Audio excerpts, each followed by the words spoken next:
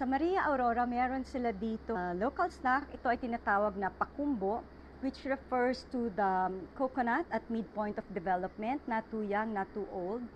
And they have painted with different color depending on the sugar that you use. This one is made of wash sugar. This is white sugar.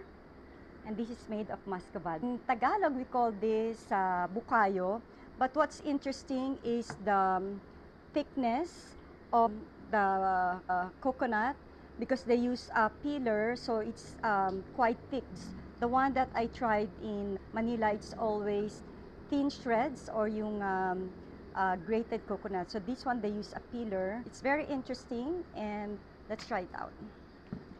Tikman natin ang white sugar. So pag titignan natin, yan siya.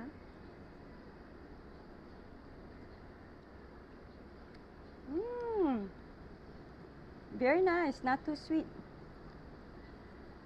And then let's try the one with muscovado.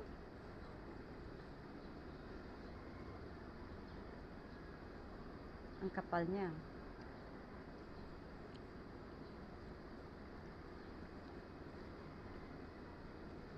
I like it. It has bitter notes and sense of earthiness.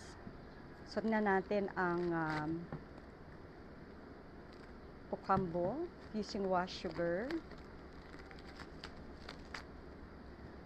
Ito makapal-kapal ang ginamit na peeler.